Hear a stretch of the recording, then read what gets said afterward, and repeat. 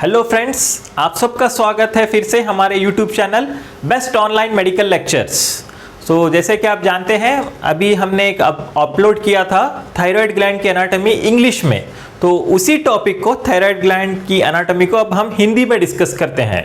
ठीक है, तो आज का टॉपिक है हमारा थायराइड ग्लैंड की एनाटॉमी। तो ये जो टॉपिक है हमने सेलेक्ट किया है एनएमसी नेशनल मेडिकल कमीशन के कॉम्पिटेंसी नंबर AN 35.2 जो एनाटॉमी सब्जेक्ट, जो फर्स्ट ईयर MBBS में जो एनाटॉमी सब्जेक्ट होता है उसमें क्या एक टॉपिक है कॉम्पिटेंसी AN 35.2, वहाँ से सेलेक्ट किया है। तो वो कॉम्पिटेंसी के तहत describe and demonstrate location, parts, borders, surfaces, relations and blood supply of the thyroid gland. तो इस कॉम्पिटेंसी को आज हम डिस्कस करते हैं। तो इसको सही से समझने के लिए हम ये बड़े से टॉपिक को एनाटॉमी के ये ऑब्जेक्टिव्स, लर्निंग ऑब्जेक्टिव्स में डिवाइड करते हैं। तो लर्निंग ऑब्जेक्टिव्स ये फॉलोइंग हेडिंग्स में हम पढ़ते हैं थायराइड ग्लैंड के। पहले जो है लोकेशन और एक्सटर्नल फीचर्स, यानी कहाँ पर सिचुएटेड होता है, उसके रिलेशंस यानी उसके आसपास, सामने, पीछे क्या चीज़ें, स्ट्रक्चर्स होते हैं, उसकी blood supply, nerve supply, lymphatic drainage, और फाइनली हिस्टोलॉजी यानी कि उसका माइक्रोस्कोपिक स्ट्रक्चर के बारे में आज हम डिस्कस करते हैं। तो चलिए इस वीडियो में आज हम उसके बारे में पढ़ते हैं। तो पहला, लोकेशन और एक्सटर्नल फीचर्स। तो ये थायराइड ग्लैंड की कहाँ पर सिचुएटेड है और उसके क्या क्या ग्रॉस एनाटॉमी के जो फीचर्स हैं उसके बारे में डिस्कस करते हैं। तो जैसा आप सभी लोगों को पता होगा, थायराइड ग्लैंड जो है यहाँ पर गले में, नेक रीजन पर, यहाँ पे एंटीरियर एस्पेक्ट यानी सामने के एस्पेक्ट पे यहाँ पर सिचुएटेड होता है। तो एग्जैक्टली कहाँ पे होता है एनाटॉमिकल टर्म्स में भी हम डिस्कस करते हैं। पहले कुछ इंट्रोडक्शन देख लेते हैं। तो ये जो थायराइड ग्लैंड है ये ग्रीक वर्ड थायराइड से डिराइव हुआ था, जिसका इंग्लिश में उसका मीनिंग है शील्ड शेप। शील्ड यानी कवच की तरह ये दिखता है, तो इस वजह से इसका नाम जो है थायराइड ग्लैंड पड़ा है। ओके, तो ये आप जो देख रहे हैं ये थायराइड ग्लैंड का ओरिजिनल थायराइड ग्लैंड इस तरह नज़र आता है। तो बेसिकली जो है थायराइड ग्लैंड में जो है दो लोब्स होते हैं। ओके, दो लोब्स होते हैं और ये दो लोब्स को राइट लोब और लेफ्ट लोब कहते हैं। तो कॉमन अल्फाज में बटरफ्लाई शेप्ड भी कहा जा सकता है इसको। सो राइट लोब, लेफ्ट लोब, और जो बीच में जो कनेक्ट होता है उसको जो है इस्थमस कहते हैं, इस्थमस। ओके, तो बाज़ वक्त क्या होता है यहाँ पर इस्थमस को एक ऐसा पिरामिडल लोब भी यहाँ पे नज़र आता है। इस्थमस में पिरामिडल लोब भी बाज़ वक्त नज़र आता है। तो एक लोब होता है जो लेफ्ट साइड पे डिविएटेड होता है, तो इसको पिरामिडल लोब कहेंगे, पिरामिडल लोब।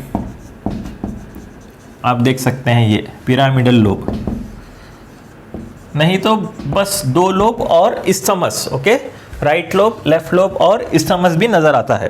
तो अभी डिटेल्स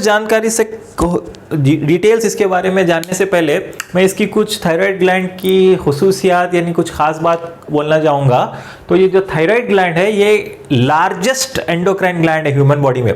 तो आप जानते होंगे ह्यूमन बॉडी में विभिन्न प्रकार के एंडोक्राइन ग्लैंड्स होते हैं, जैसे कि पिट्यूटरी ग्लैंड है, आइलेट्स ऑफ लैंगरहैंस है पैंक्रियास में, एड्रिनल ग्लैंड है और बहुत से अलग अलग ग्लैंड्स है। तो इसमें थायराइड ग्लैंड है ये जो लार्जेस्ट है, सबसे बड़ा एंडोक्राइन ग्लैंड है। ठीक है, उसके अलावा ये जो थायराइड ग्लैंड की जो लोकेशन है ये बहुत सुपरफिशियल है, जो दूसरे ग्लैंड से बॉडी के अंदर है, ये एकदम ऊपर है यहाँ पर नेक रीजन में। तो ये इजीली हम इसको फिजिकल एग्जामिनेशन से यानी इसको पता कर सकते हैं कि कोई अबनॉर्मलिटी, जैसा सूजन आ जाए, हाँ, जैसा गॉइटर होता है तो उसको हम अब मालूम कर सकते हैं। और एक बात क्या है, इसकी जो है ब्लड सप्लाई, थायराइड ग्लैंड की ब्लड सप्लाई बहुत रिच है, यानी कि बहुत ज़्यादा ब्लड सप्लाई इस ग्लैंड को मिलती है। ठीक है, तो इसकी ये जो है स्पेशलिटी से, और एक क्या है, ये एक ऐसा एंडोक्राइन ग्लैंड है हमारी बॉडी में जिसके हार्मोन्स जो प्रोडक्शन होती है, जैसे कि थायराइड हार्मोन्स है T3, T4, इसके हार्मोन की प्रोडक्शन के लिए आयोडीन की ज़रूरत होती है। तो जो आयोडीन जो है बाहर के से जो रॉ मटेरियल्स है वो जिस्म में पैदा नहीं होता है, वहाँ के हमको बाहर एक्सटर्नली इस आयोडीन को लेना पड़ता है इसकी हार्मोन की पैदावार के लिए। तो ये कुछ इसकी जनरल पॉइंट्स थी। तो आते हैं फिर एनाटॉमी पर। तो आप जैसे हमने डिस्कस किया था, राइट लोब है, लेफ्ट लोब है और एक लोब होता है उसको पिरामिडल लोब कहते हैं। अब आते हैं लोकेशन पे, एग्जैक्टली एनाटॉमिकल टर्म्स में ये कहाँ पर सिचुएटेड होता है। तो नेक में तो होता है, बट हमको एनाटॉमिकल टर्म्स में अगर हम इसको डिस्क्राइब करें इसका एग्जैक्ट लोकेशन, तो ये जो है C5 वर्टिब्रा से T1 वर्टिब्रा तक ये होता है। C5, C6, C7 और T1 वर्टिब्रा, ये जो पीछे जो रीढ़ की हड्डी होती है, जो वर्टिब्रल कॉलम होता है, तो उसको cervical vertebra, then thoracic vertebra, lumbar vertebra, sacral vertebra, उसमें डिवाइड किया गया। तो जो सर्वाइकल वर्टिब्रा है C5 यानी पांचवा जो सर्वाइकल जो वर्टिब्रा है C5, C6, C7 और फिर फर्स्ट थोरैसिक वर्टिब्रा, तो वो लेवल पर जो है जो बॉडी के वो लेवल पे थायराइड ग्लैंड सिचुएटेड होता है। देखिए आप यहाँ पे अगर आपको डायग्राम नज़र आ रहा है तो C5 से T1 के बीच में होता है। ओके, और ये जो T1 का लेवल जो है 4th और 5th ट्रेकियल रिंग को भी करस्पॉन्ड करता है। जो ट्रेकिया, जो लंग्स की जो नली जो लंग्स तक जो जाती है सांस की, लैरिंग्स के बाद जो ट्रेकिया है तो उसके आगे रिंग्स होते हैं, तो 4th और 5th ट्रेकियल रिंग को भी करस्पॉन्ड करता है। और ये जो इस्थमस है, इस्थमस जो सेंटर का जो पार्ट है, ये जो है 2nd, 3rd और 4th ट्रेकियल रिंग पर करस्पॉन्ड होता है। ओके, तो ये बात थी लोकेशन की, तो कहाँ पर सिचुएटेड है। अब लोकेशन जानने के बाद हमने ऑलरेडी ये डिस्कस किया था कि इसका जो दो लोब्स होते हैं थायराइड ग्लैंड के, राइट लोब, लेफ्ट लोब और उसका इस्थमस, और बाज़ वक़्त जो है एक लोब जो है इस्थमस पे होता है उसको हम पिरामिडल लोब कहते हैं। Okay, pyramidal lobe. ओके, तो ये जो लोब है, यहाँ थायराइड कार्टिलेज है, ये जो दिख रहा है आपको व्हाइट कलर का थायराइड कार्टिलेज है, इसके ऑब्लिक लाइन तक एक्सटेंड होता है सुपीरियरली। ठीक है, तो बाज़ वक्त थायराइड ग्लैंड जो है उसके जो इस्थमस है, इस्थमस से हायोइड बोन, यहाँ पर एक छोटी सी हड्डी होती है जिसको हायोइड बोन कहते हैं, तो वहाँ पर एक फाइब्रोमस्कुलर बैंड, एक स्ट्रक्चर कनेक्ट होती है, तो इसको हम लीवेटर ग्लैंडुले थायराइडे कहते हैं। तो लीवेटर ग्लैंडुले थायराइडे क्या चीज़ है? एक फाइब्रोमस्कुलर बैंड है जो हायोइड बोन से जो है या तो पिरामिडल लोब अगर रहा तो वहां तक एक्सटेंड होगा या तो इस्थमस तक एक्सटेंड होगा। तो ये स्ट्रक्चर को हम लीवेटर ग्लैंडुले थायराइडे भी कहते हैं। तो हमेशा नहीं रहता, बाज़ वक़्त रहता है। अभी आते हैं डायमेंशंस पे। तो इसका थायराइड ग्लैंड, जैसे मैंने आपको बताया था, लार्जेस्ट यानी सबसे बड़ा एंडोक्राइन ग्लैंड है। इसका वजन है 25 ग्राम्स, वेट इज 25 ग्राम्स। और साइज अगर हम देखें तो ये जो इसका लोब का जो लेंथ है 5 सेंटीमीटर होता है। इसका लेंथ है 5 सेंटीमीटर और इसकी विड्थ यानी जो लोब की चौड़ाई है ये 3 सेंटीमीटर होती है और इसकी थिकनेस, मोटापा इसका जो होता है 2 सेंटीमीटर। ओके, तो ये रहे डायमेंशंस थे। अब इसकी एनाटॉमी के और डिटेल्स पर अब हम गौर करते हैं। तो ये जो थायराइड ग्लैंड है इसके आतराफ में 2 परतें हैं यानी कि लेयर्स हैं, इसको हम कैप्सूल कहते हैं, कैप्सूल्स ऑफ थायराइड ग्लैंड। तो ये जो 2 परतें या 2 लेयर हैं, एक होती है ट्रू कैप्सूल और एक होती है फॉल्स कैप्सूल। अभी जो मैंने अभी ड्रॉ किया है ये एक परत है, वो ट्रू कैप्सूल है, और एक कैप्सूल होती है उसको जो है फॉल्स कैप्सूल कहते हैं। तो 2 परतें थायराइड ग्लैंड के आतराफ में होती है, एक तो ट्रू कैप्सूल और एक जो है फॉल्स कैप्सूल। ये जो ट्रू कैप्सूल्स होती है, जो ये अंदर की जो है, जो जिसे मैंने ये ग्रीन पेन से अभी जो उतारी है, जो ट्रू कैप्सूल है ये peripheral condensation of the thyroid tissue से बनता है। यानी जो थायराइड का जो टिश्यू है उसी से ही ये डिराइव्ड होती है, ये जो कैप्सूल यानी कि परत। और इस परत के अंदर जो है वीनस प्लक्सस रहेंगे, यानी कि ब्लड वेसल्स, ट्रू कैप्सूल और थायराइड टिश्यू के अंदर बीच में वीनस प्लक्सस रहेंगे। ठीक है, और जो ये फॉल्स कैप्सूल है और एक जो परत है ऊपरी परत, ये जो है प्री ट्रेकियल फेशिया से डिराइव्ड होती है। तो नेक में काफ़ी ऐसे फेशिया होती हैं, तो उसमें एक चीज़ है प्री ट्रेकियल फेशिया, उससे डिराइव्ड होती है ये false capsule. Okay, true capsules thyroid tissue के ही पेरिफेरल कंडेंसेशन से बनती हैं। तो नेक्स्ट, तो ये जो फॉल्स कैप्सूल है, जैसे मैंने आपको बताया है, प्री ट्रेकियल फेशिया से जो डिराइव होती है, जो थायराइड को एंक्लोज करती है, उसके जो मीडियल एस्पेक्ट है यानी कि जो अंदरूनी हिस्सा है, अंदरूनी हिस्से में ये जो प्री ट्रेकियल फेशिया है थोड़ा सा थिक हो जाता है, और जो क्रिकॉइड कार्टिलेज को जो जुड़ जाता है, तो इस स्ट्रक्चर को सस्पेंसरी लिगामेंट ऑफ बेरी कहेंगे। तो suspensory ligament of the Berry क्या है? ये एक पार्ट ही है फॉल्स कैप्सूल का जो कि प्रीट्रेकियल फेशिया से डिराइव्ड है और जो मीडियल एस्पेक्ट पे जो है ज़्यादा थिक होता है। तो सस्पेंसरी लिगामेंट ऑफ बेरी, हाँ ये एक स्ट्रक्चर है। तो ये चीज़ क्या है? ये pretracheal layer is thin along the posterior border of the lobes but thick on the inner surface of the gland where it forms this suspensory ligament of the berry. यानी कि ये जो प्रीट्रेकियल फेशिया है जो है थिक हो जाता है, यानी मोटा हो जाता है अंदरूनी तौर पर, अंदरूनी भाग पर। तो वहाँ पे जो अंदरूनी भाग पे जो मोटा होके क्रिकॉइड कार्टिलेज को लगता है तो उसको जो है सस्पेंसरी लिगामेंट ऑफ बेरी कहा जाता है। ठीक है, तो ये रहा कैप्सूल के बारे में। तो और एक इसमें इंपॉर्टेंट क्लिनिकल एस्पेक्ट है कि ये जो थायराइड टिश्यू है इसमें जैसे हमने बताया दो परतें हैं, ट्रू कैप्सूल है, फॉल्स कैप्सूल है। सो वीनस प्लेक्सस ट्रू कैप्सूल के अंदर होती है और फॉल्स कैप्सूल और ट्रू कैप्सूल्स के बीच में वीनस प्लेक्सस नहीं होती।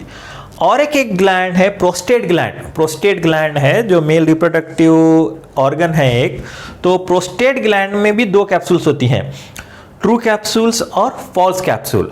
तो ये दोनों के बीच में वीनस प्लेक्सस होती है, ट्रू और फॉल्स कैप्सूल के बीच में। तो आप डिफरेंस देखिए, थायराइड ग्लैंड में ट्रू कैप्सूल के अंदर वीनस प्लेक्सस होती है, यानी थायराइड टिश्यू और ट्रू कैप्सूल के बीच में, और प्रोस्टेट ग्लैंड में जो है ट्रू और फॉल्स कैप्सूल में। तो इसका क्लिनिकल सिग्निफिकेंस क्या है? तो जब ऑपरेशन किया जाता है थायराइड ग्लैंड यानी सर्जरी, कभी किसी बीमारी की वजह से जब ऑपरेशन करने की ज़रूरत पड़े, गोलियों से कंट्रोल नहीं हो रही वो बीमारी, तो जब जो है इसको थायराइड ग्लैंड को ट्रू कैप्सूल के साथ निकाला जाता है, क्योंकि अगर हम इसको साथ छोड़ देंगे तो यहाँ पे ब्लड वेसल्स हैं, खून की नलियाँ, ब्लीडिंग होगी। और जब ये प्रोस्टेट ग्लैंड की ऑपरेशन की जाती है, इसको प्रोस्टेटेक्टमी कहते हैं, कभी ज़रूरत पड़ी प्रोस्टेट ग्लैंड को निकालने की ऑपरेशन करके किसी वजह से अगर बीमारी की, तो उस वक्त पर या उस समय पे जो है इसको जो है दोनों कैप्सूल्स इंटैक्ट रख के सिर्फ टिश्यू को निकाला जाता है, क्योंकि ब्लड वेसल्स इसके अंदर हैं। अगर इसके साथ अगर निकाल दें तो ब्लीडिंग होगी। ओके, तो ये इसका क्लिनिकल सिग्निफिकेंस है। और एक क्लिनिकल सिग्निफिकेंस क्या है ये कैप्सूल्स का, कि ये जो प्रीट्रेकियल फेशिया यानी कि जो फॉल्स कैप्सूल है, ये ऊपर थायराइड ग्लैंड के अलावा ये ऊपर जो है हायोइड बोन, यहाँ पे ऊपर एक हड्डी होती है, इसको हायोइड बोन कहते हैं गले में, तो हायोइड बोन को भी कनेक्ट होती है, और लैरिंग्स के कार्टिलेज जैसा थायराइड कार्टिलेज है, क्रिकॉइड कार्टिलेज है, उसको भी जुड़ी होती है।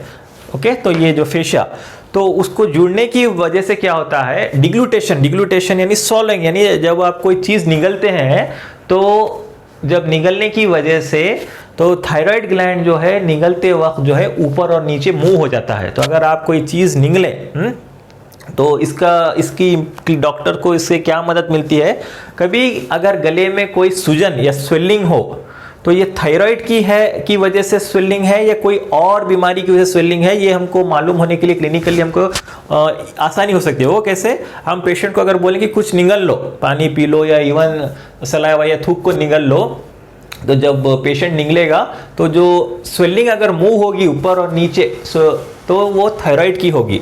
ओके, और दूसरे अगर किसी वजह से दूसरी स्वेलिंग है तो वो मूव नहीं होगी, डिग्लूटेशन यानी कि निगलने की वजह से।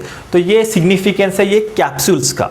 ठीक है, तो अभी हमने पहली ऑब्जेक्टिव ऑलरेडी यानी उसका ग्रॉस एनाटॉमी, उसका वेट, उसके पार्ट्स हमने पढ़ लिए हैं। ठीक है, अभी हम नेक्स्ट ऑब्जेक्टिव पे आते हैं, relations of the thyroid gland. Okay, so anatomy में हर इसका रिलेशंस होता है। रिलेशंस यानी कि ये थायराइड ग्लैंड के आसपास क्या है, यानी सामने कौन से स्ट्रक्चर्स हैं, पीछे कौन से हैं, साइड में कौन से हैं, ऊपर कौन से, नीचे कौन से हैं।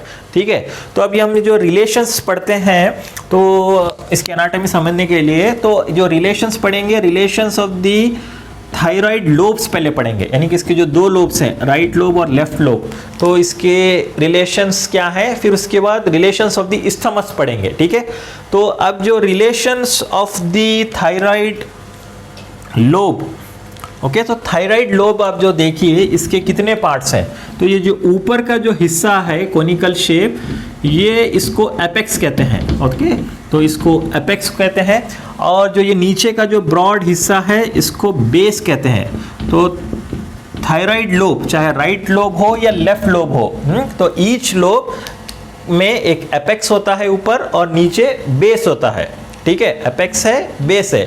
फिर उसके अलावा 3 सरफेसेस यानी कि 3 सरफेसेस होंगे, 3 सरफेसेस लैटरल यानी बाहरी भी हिस्सा, मीडियल यानी अंदरूनी हिस्सा और पोस्टीरोलैटरल यानी कि पीछे वाला हिस्सा, पोस्टीरोलैटरल हिस्से के 3 सरफेसेस होते हैं।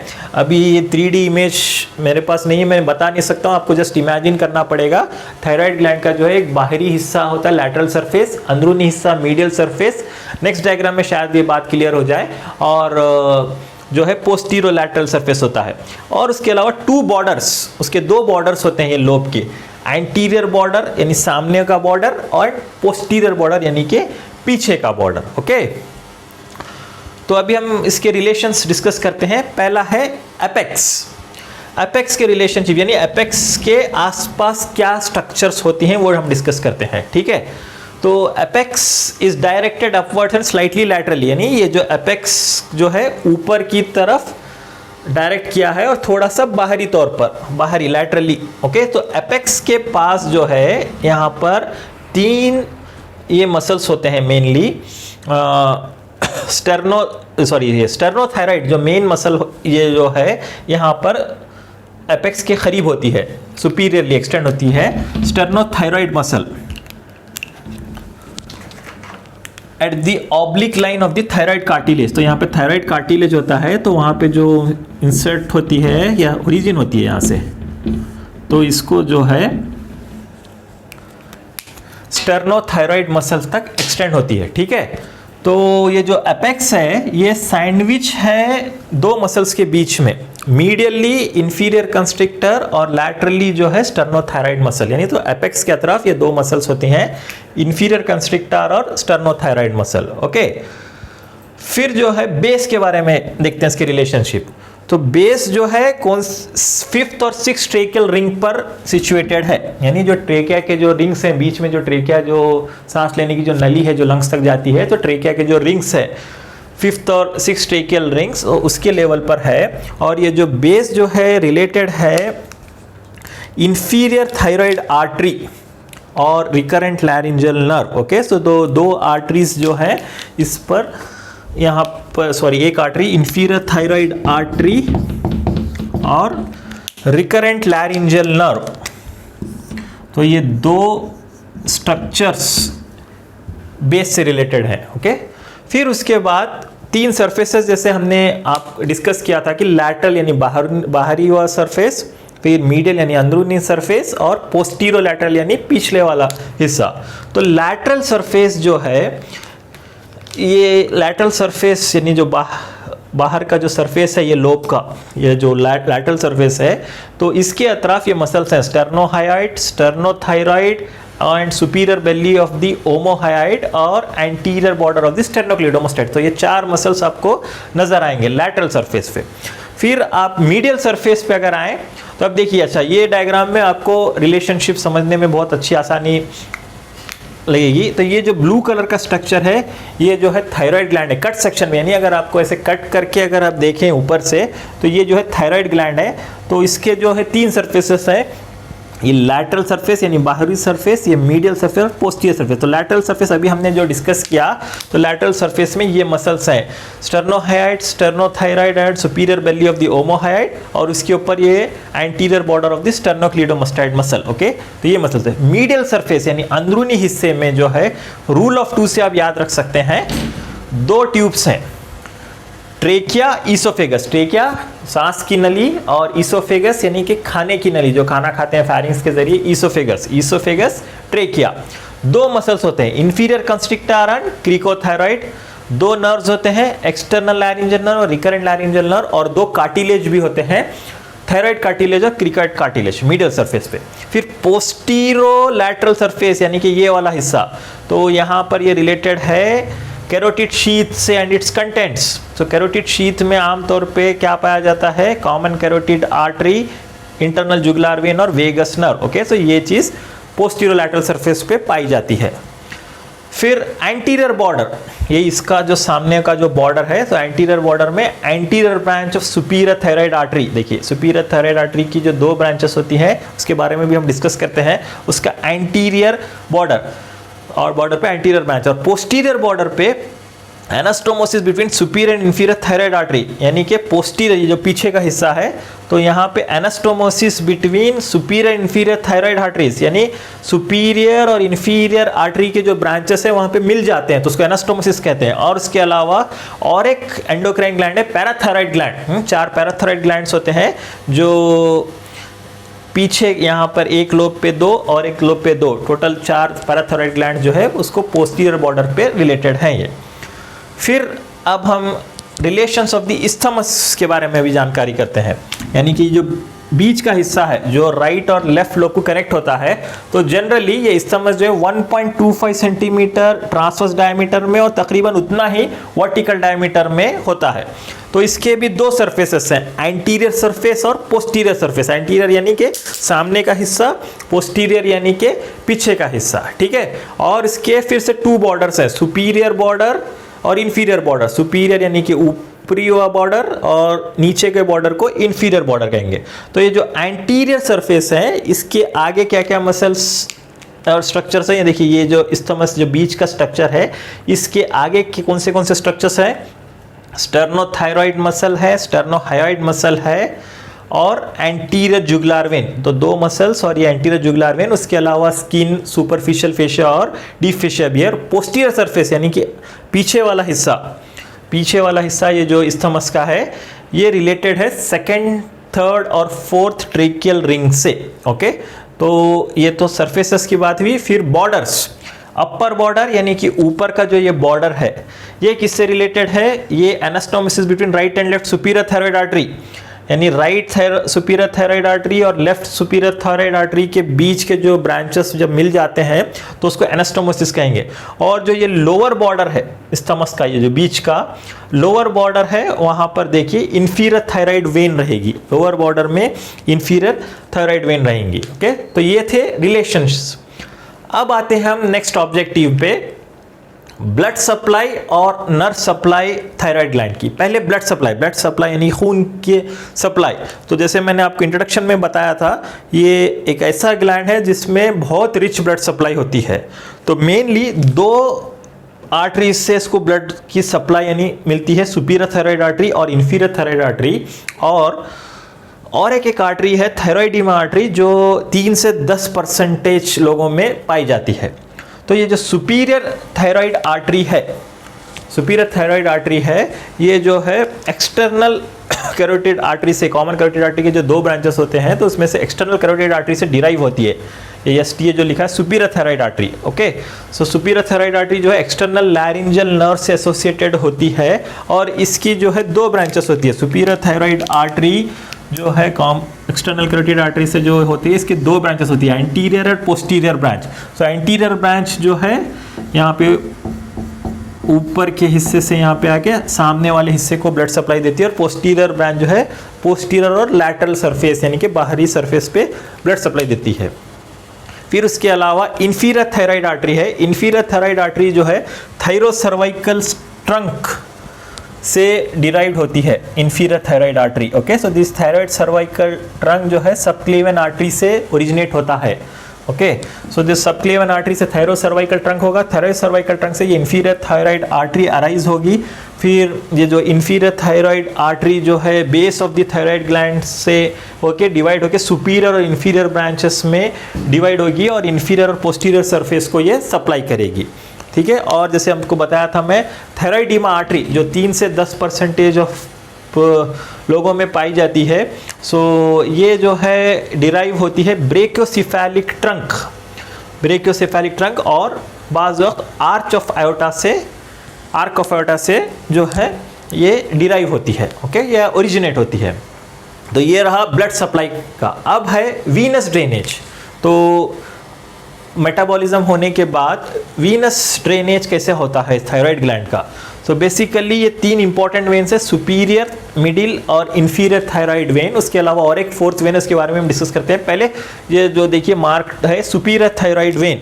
सो जो सुपीरियर थायराइड वेन है, ये जो सुपीरियर थायराइड वेन है, ये जो है अपर, ये जो लोब है एपेक्स, जो उसका सुपीरियर पार्ट है, वहाँ से जो ड्रेन होके इंटरनल जुगुलार वेन में एंटर हो जाती है, अपर पार्ट से जो है खून ड्रेन होता है। फिर मिडिल वेन है, सो मिडिल वेन एक शॉर्ट और वाइड होती है और ये भी जो है इंटरनल जुगुलार वेन में ड्रेन हो जाती है।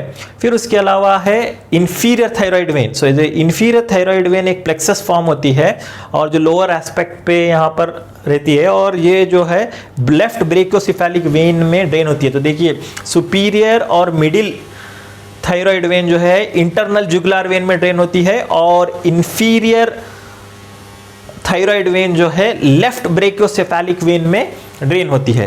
तो जैसे मैंने आपको बताया, और एक वेन जिसको वेन ऑफ कोचर या 4th वेन भी कहा जाता है, वो आमतौर पे नहीं पाई जाती, बस बास लोगों में वो भी नजर आती है, उसको वेन ऑफ कोचर भी कहते हैं, जो 4th वेन है।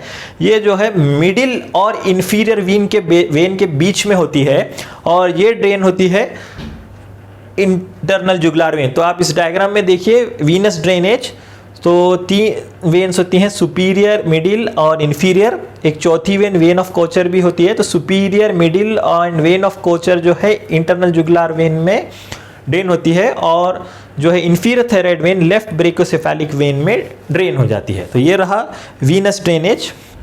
और नर्व सप्लाई, सो थायराइड ग्लैंड एक विसरल ऑर्गन है, तो इसको जो है ऑटोनॉमिक नर्वस सिस्टम से नर्व सप्लाई होती है, जो कि पैरासिम्पैथेटिक और सिंपैथेटिक डिवीजन होती है। तो पैरासिम्पैथेटिक फाइबर्स जो है वेगस नर्व से ओरिजिनेट होता है और सिंपैथेटिक फाइबर्स जो है superior, middle and inferior cervical ganglion से होता है। तो ये देखिए डायग्राम में, ये जो सिंपैथेटिक ट्रंक है, तो superior cervical ganglion of the sympathetic trunk, यहाँ पे middle cervical ganglion of the sympathetic trunk. फिर लिम्फ नोड्स यानी कि लिम्फेटिक ड्रेनेज। तो लिम्फेटिक ड्रेनेज जो है थायराइड ग्लैंड का अपर ग्रुप और लोअर ग्रुप में डिवाइड किया गया है। तो अपर ग्रुप के लिम्फ नोड्स होते हैं pre laryngeal and upper deep cervical lymph nodes और लोअर ग्रुप के होते हैं प्री ट्रेकियल, पैराट्रेकियल और lower deep cervical lymph nodes. Okay, so ये ग्रुप्स बनके ये लिम्फ नोड्स ड्रेन हो जाते हैं। तो ये था हमारी next objective, blood supply, nerve supply और लिम्फेटिक ड्रेनेज के बारे में हमने जानकारी ली। फिर अब लास्ट ऑब्जेक्टिव पे आते हैं, histology of the thyroid gland, यानी कि माइक्रोस्कोपिक स्ट्रक्चर। यानी कि अगर आप थायराइड ग्लैंड को कट करके अगर आप माइक्रोस्कोप में देखेंगे तो वो किस तरह नजर आएंगे, तो इस तरह नजर आएंगे। तो बेसिकली ये जो थायराइड ग्लैंड का जो टिश्यू है, ये जो लोब्स हैं, ये बहुत से लॉब्यूल्स में डिवाइड हो गया है, जो फाइब्रस सेप्टा से डिवाइड होता है और इस लॉब्यूल्स में बहुत से फॉलिकल्स नजर आते हैं। तो आप ये जो देख रहे हैं ये फॉलिकल्स हैं। तो इस फॉलिकल्स को जो है बनते हैं फॉलिकुलर सेल्स से। ओके, तो आप जो देख रहे हैं ये जो क्यूबॉइडल एपिथेलियम होता है, ये फॉलिकुलर सेल्स है और इस फॉलिकल के बीच में जो फ्लूइड होता है इसको कोलाइड कहा जाता है। तो इस फॉलिकुलर सेल्स से जो है थायराइड के जो हार्मोन्स होते हैं, मेन हार्मोन्स, जैसे कि T3 ट्राइआइडोथायरोनिन या T4 टेट्राआइडोथायरोनिन या थायरोक्सिन भी कहा जाता है, उससे यहीं से रिलीज होते हैं। इसके बारे में हम डिस्कस करते हैं नेक्स्ट वीडियो में, फिजियोलॉजी ऑफ थायराइड ग्लैंड में, तो जहाँ पे कैसे थायराइड ग्लैंड बनते हैं, थायराइड ग्लैंड के जो हार्मोन्स जो बनते हैं और उनके फंक्शंस क्या है। उसके अलावा ये जो फॉलिकल्स हैं, जो उसमें फॉलिकुलर सेल्स हैं, उसके बीच में भी कुछ सेल्स नजर आएंगे आपको, इसको जो है पैराफॉलिकुलर सेल्स भी कहते हैं। ओके, पैराफॉलिकुलर सेल्स या सी सेल्स, जहाँ से और एक हार्मोन रिलीज होता है कैल्सिटोनिन। तो याद रखिए थायराइड ग्लैंड से मेनली 3 हार्मोन्स रिलीज होते हैं, T3, T4 और कैल्सिटोनिन। उसके अलावा रिवर्स ट्राइआइडोथायरोनिन भी होता है, लेकिन मेनली ये 3 हैं। तो T3 एंड T4 जो है ये फॉलिकुलर सेल से सीक्रेट होता है और कैल्सिटोनिन जो है पैराफॉलिकुलर सेल से सीक्रेट होता है। तो ये था anatomy of the thyroid gland का। तो बस आप सभी से रिक्वेस्ट करते हैं कि आप लाइक करें, शेयर करें और सब्सक्राइब करें हमारे चैनल को, और हम ऐसे ही और भी वीडियोस डालेंगे। तो हमारा अभी नेक्स्ट वीडियो होगा physiology of the thyroid gland के बारे में, जब उसके बारे में हम डिस्कस करेंगे फिजियोलॉजिकल एस्पेक्ट, कैसे थायराइड हार्मोन्स प्रोड्यूस होते हैं उसके बारे में हम मालूम करेंगे। ठीक है, धन्यवाद, बहुत बहुत शुक्रिया।